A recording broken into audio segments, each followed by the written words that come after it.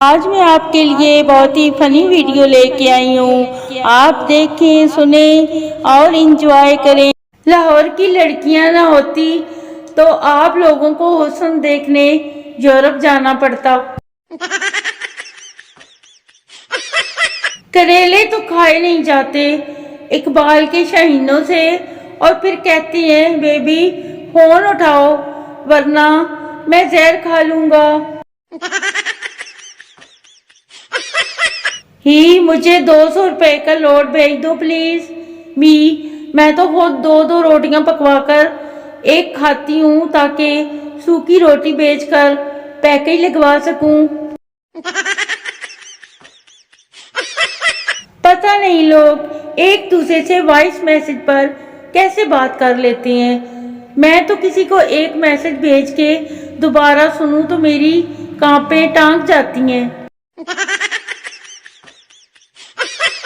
موسم اچھا ہوتے ہی پنکھوں کی سپیڈ یکدم سے اتنی کیوں ہو جاتی ہے، جبکہ یہی پنکھے گرمیوں میں ایسے گھومتے ہیں جیسے کم بختوں نے نیند کی گولیاں کھا رکھی ہوں۔ یہ بھی پاکستانیوں کا ہی کمال ہے کہ سالن کا نمک ہمیشہ دوسرے بندے کو چیک کرواتے ہیں کہ اگر زیادہ ہو گیا تو الزام اسی پہ لگایا جا سکے۔ ادھے کو لو پوچھو انہوں چیک کرایا سی میں۔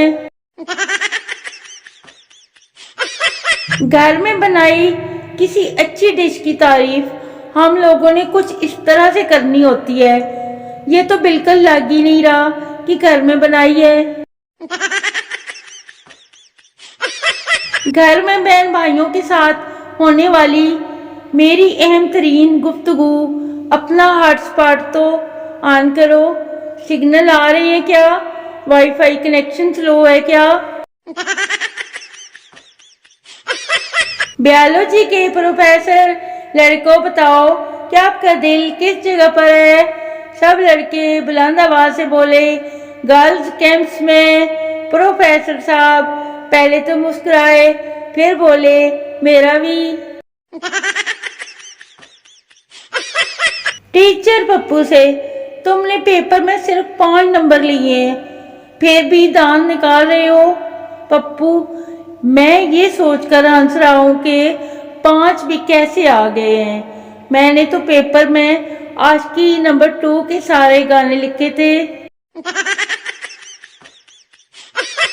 محبوب اگر سمارٹ ہو تو چن مائیا، اور اگر موٹا ہو تو ڈھول مائیا۔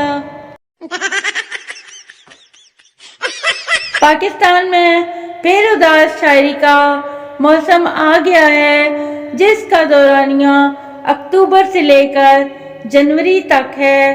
اب بندہ پوچھے، اور تسی جون جولائی وچ کتھے ہوندے ہو؟